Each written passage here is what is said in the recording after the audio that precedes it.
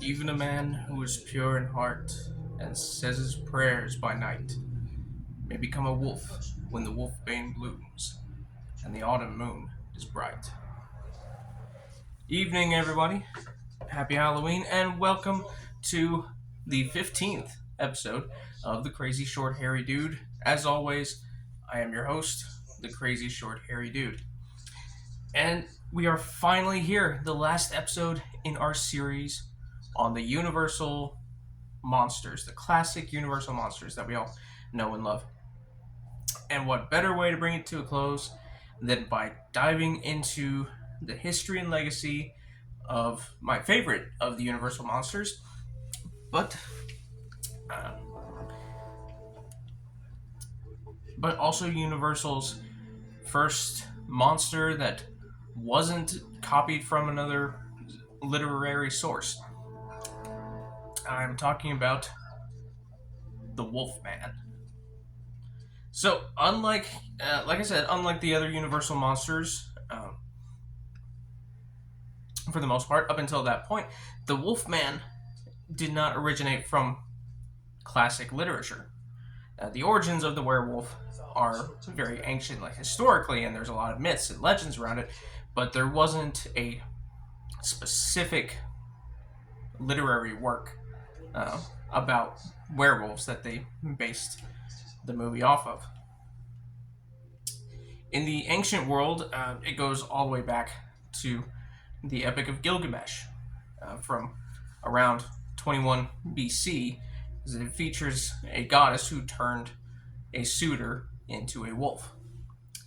Um, and in ancient Greece, the myth is tied to the story of King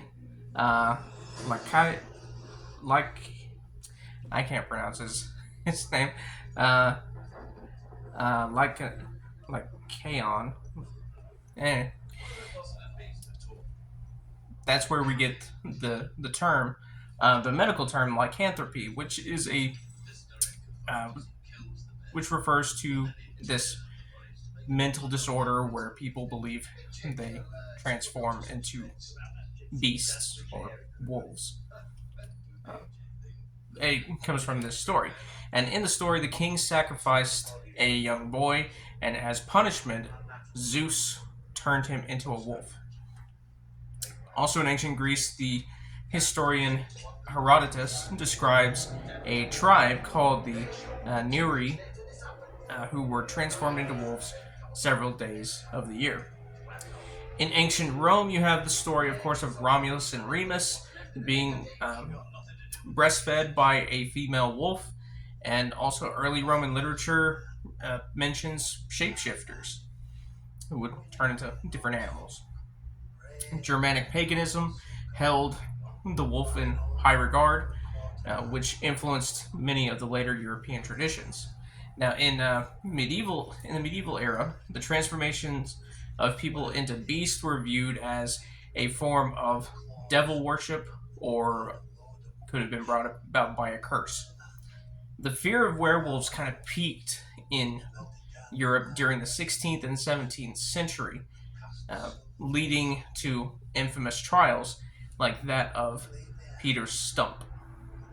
Peter Stump, or Stump, was a German farmer who had spent years with a really depraved mind. He went around raping and murdering and eating people. And when he confessed to his crimes, he claimed it all due to the fact that he was a werewolf. For his crimes, he um, and some members of his family who went along with it were brutally executed. And I'm not going to go into any more detail than that.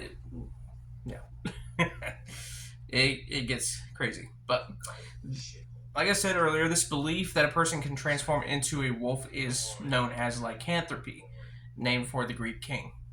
In reality, it is a psychiatric delusion uh, where a person believes that they are transformed into a wolf. This is a real, but not too common anymore, mental disorder. Now, you may be wondering, where does the idea of the full moon and turning a man into a werewolf come from? And well, it comes from the same place that we get the idea of Silver killing them, the movies. After the success of Dracula, Frankenstein, The Mummy, and The Invisible Man, Universal wanted to add another monster to their repertoire, and so decided to take a shot at making a werewolf film. Their first attempt was called Werewolf of London in 1935, starring Henry Hall as a botanist who travels to Tibet for a rare flower, and while he's digging up the flower, he's attacked by a werewolf. Uh, and this other werewolf, also known as Dr. Yogami, follows him back to London to try to steal as much of the flower as he can, because the flower, uh, something about the chemical makeup of it, uh, has the ability to temporarily stop the transformation into the beast. This movie was pretty good, but the werewolf makeup was kind of lacking for my taste. Um, the studio was probably worried about censors, and I think the actor Henry Hall, if I remember the story correctly, was worried that people were not going to be able to recognize him in full hair and makeup. So they kind of toned it down a little bit, and it's been described by some as the Elvis uh, werewolf makeup. He has this kind of long widow's peak and these big sideburns, and something similar to a dog's snout, but the sideburns and the hair is what people think of. Uh, and even though the movie was pretty good, it didn't succeed in the box office like their previous films.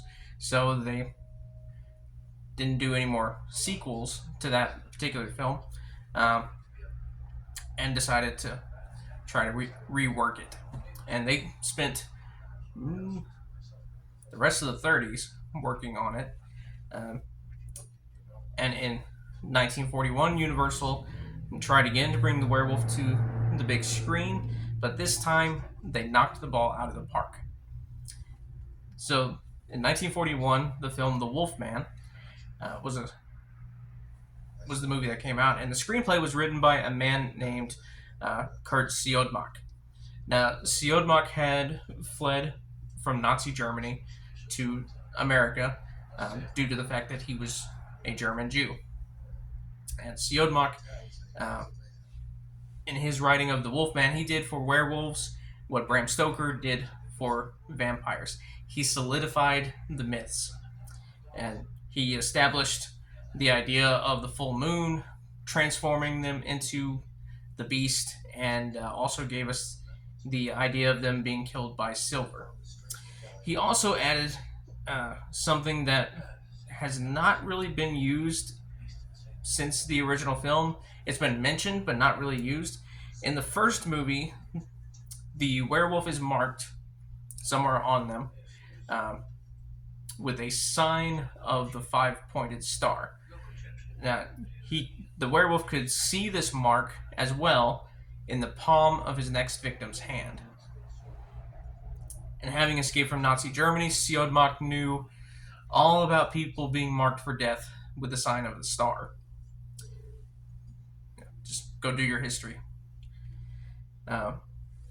So along with these things, he also gave us the poem, which I recited at the beginning.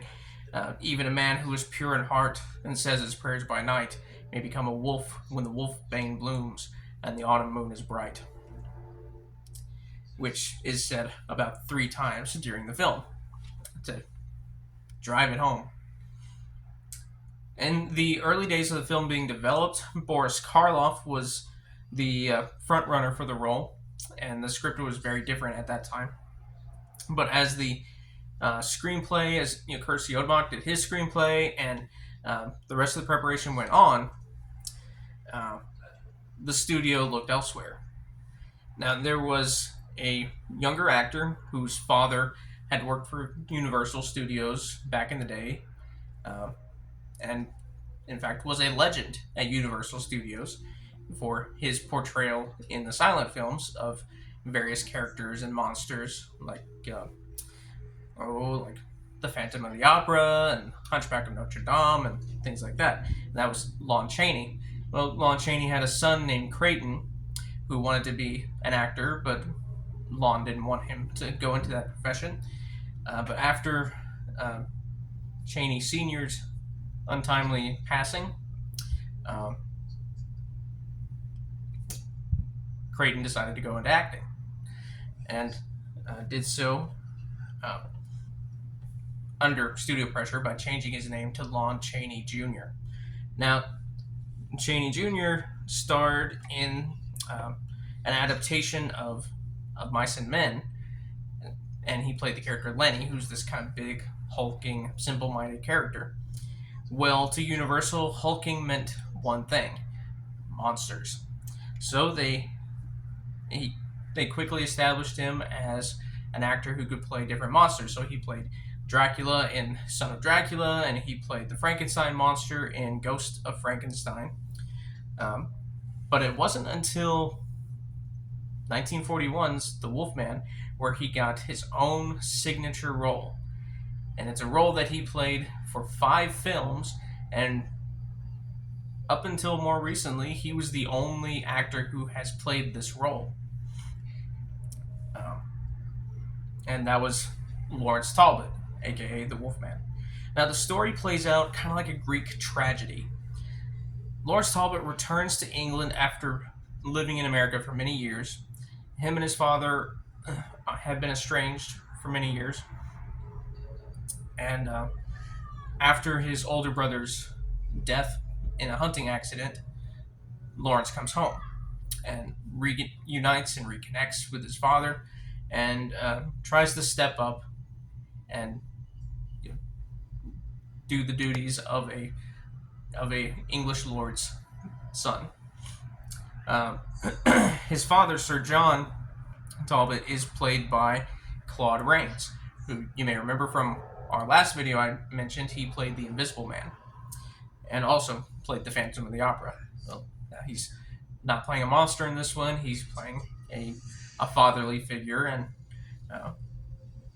has a great performance and a great role.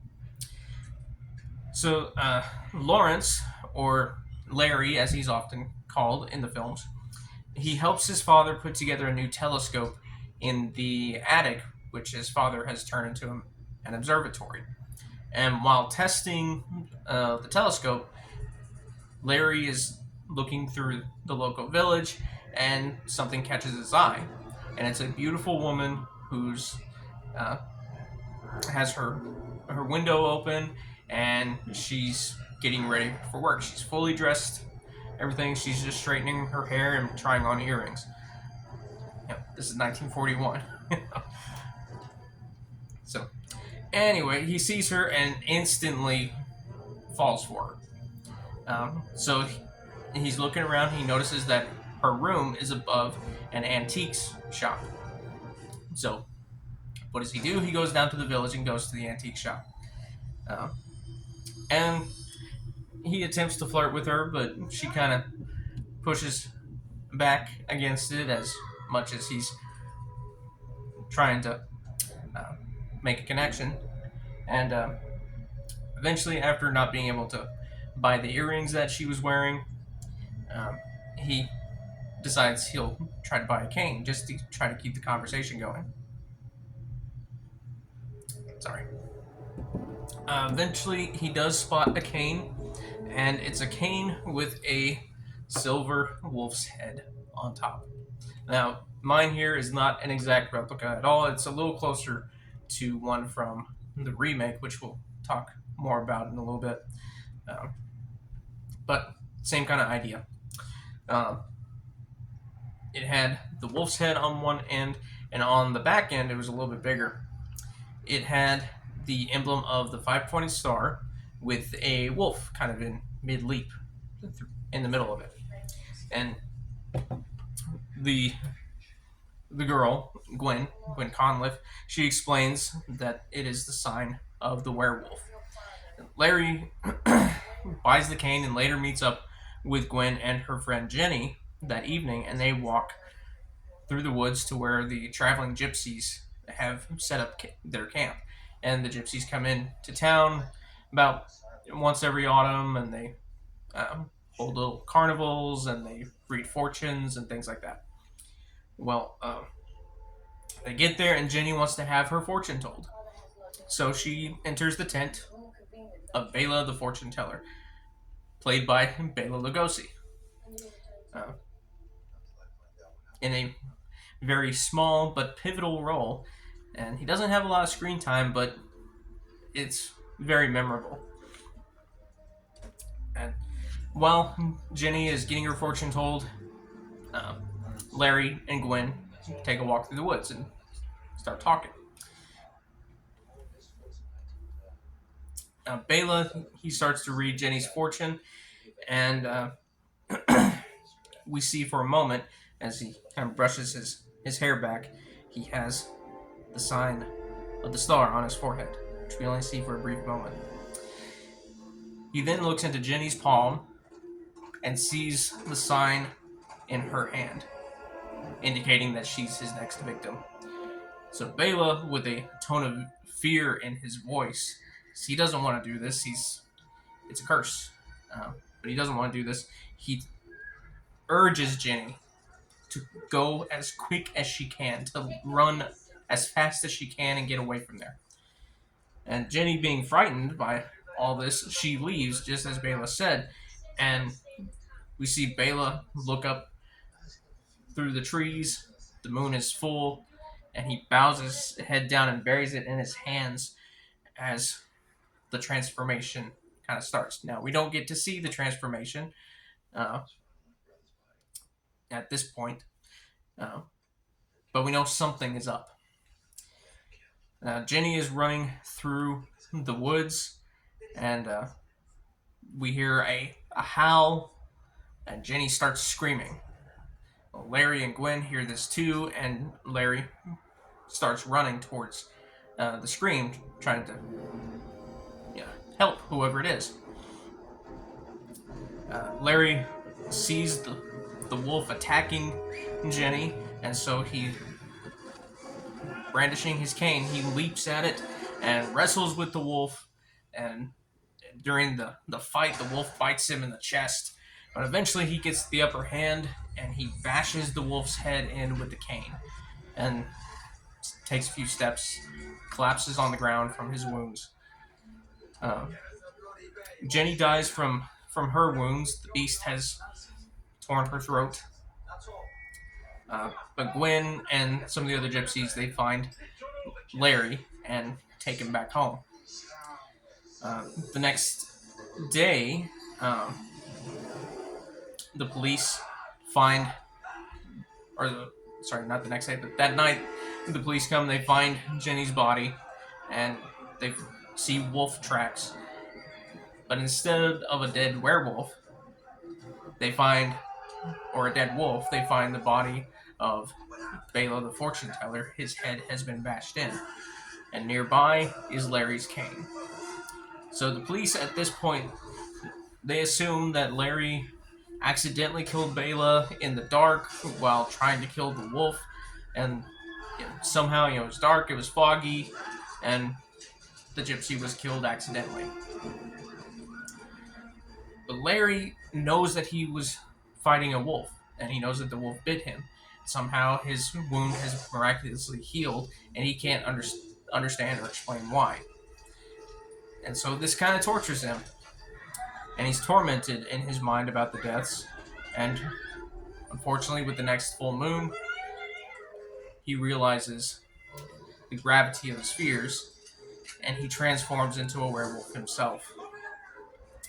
He goes out and kills a local gravedigger, and starting the next day, the town's people start laying traps in the woods for a wolf that they think is roaming around. Larry escapes one of these traps the next time he transforms, and he runs to the antique shop to let her know that he is running away. And before he can kill again. He takes her hand in his and he sees the star in her palm.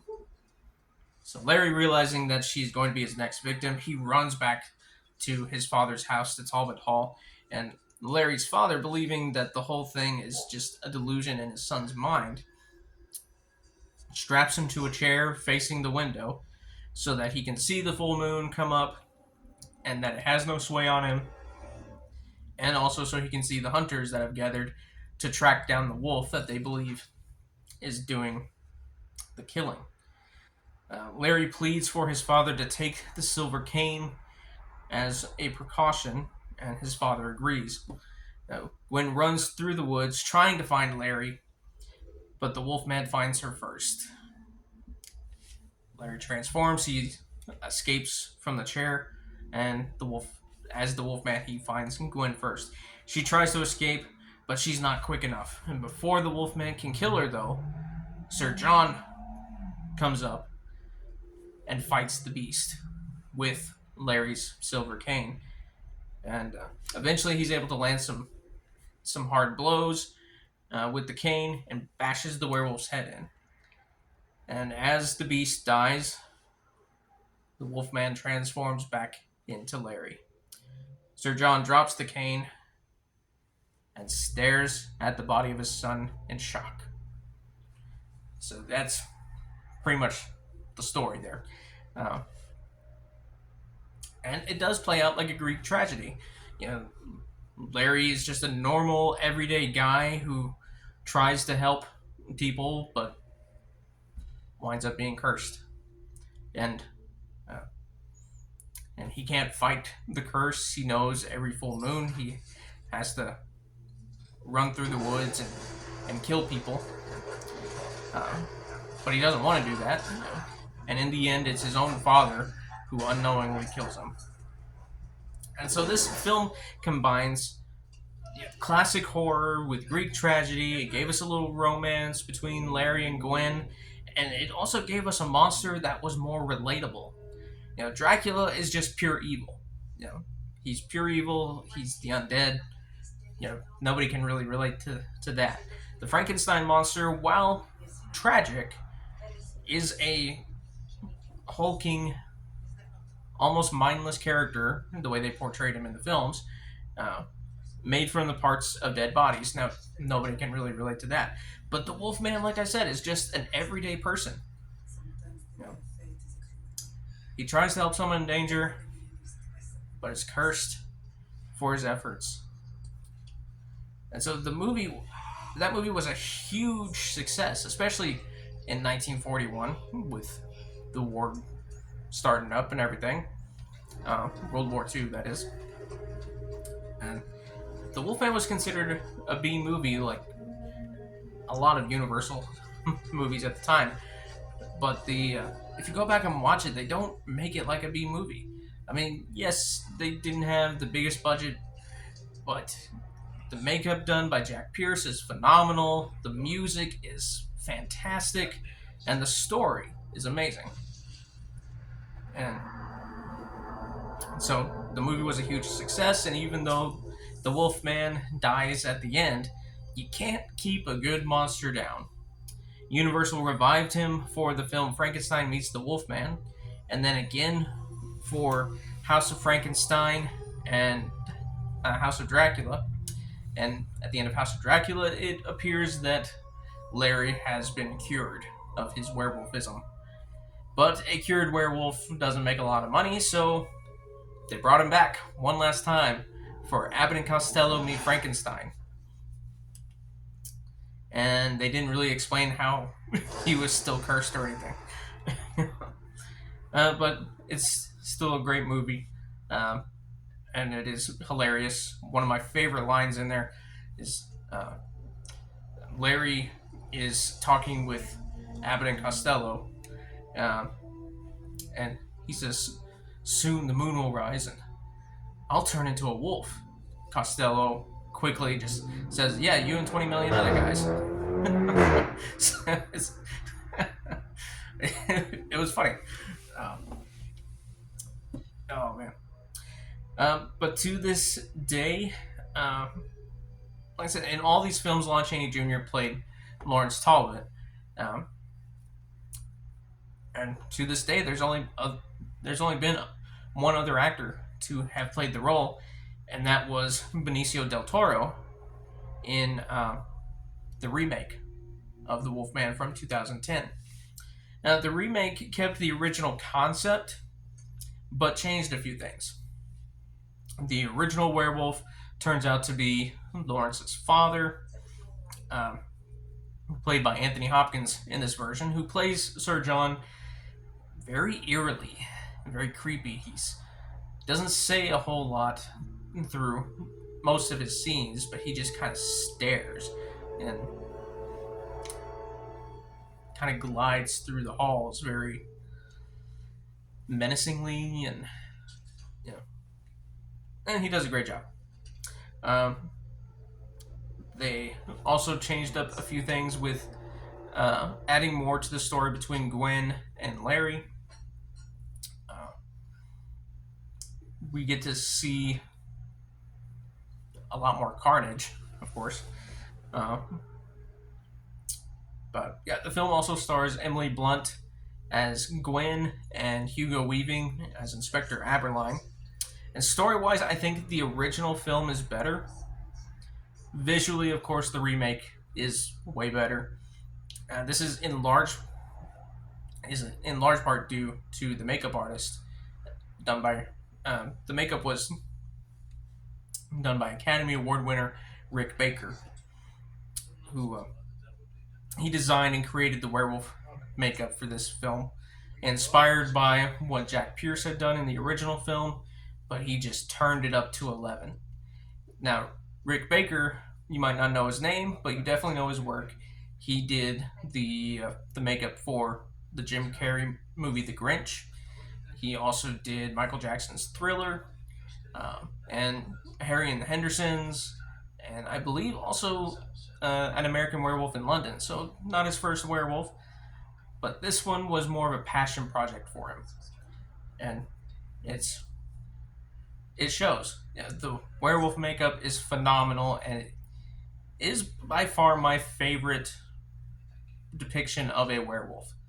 You know, and so Del Toro's Wolfman was bigger, hairier, had bigger claws and teeth, and they just turned up the carnage somewhat. Well, let's say there was a lot of carnage in the film that I think they could have toned it down a little bit. It seemed like a little much, but it was still really fun to watch. And in fact, Rick Baker actually won an Oscar for the makeup in this film. Now, earlier this year, Universal and Blumhouse released another remake of The Wolfman, which I was looking forward to, but this one changed the story completely, and the werewolf looked like he had the mange. He was there was hardly any hair, and he just looked like a really creepy, almost demon possessed old man. It was creepy and weird. And so it only has a 48% rating on Rotten Tomatoes, which I usually don't go off of, but the audience rating is only 55%. So yeah, I was not a fan. Hopefully they can do better. Over the years, though, the Wolfman has inspired numerous werewolf stories, from books, television, comics, video games, and of course, other films. And all of them, all the werewolf movies, and pretty much every werewolf story owes thanks to Kurt Siodmak, Lon Chaney Jr., and Jack Pierce. They set the standard for all werewolf stories. And well, that is all the time that we have for tonight. I hope everyone stays safe out there on Halloween. And if you're out and about. Please stay safe, drive safe, be smart, be wise. I hope everyone is well and happy. And until next time, may the Lord Jesus Christ bless and keep you. Good night. I gotta go.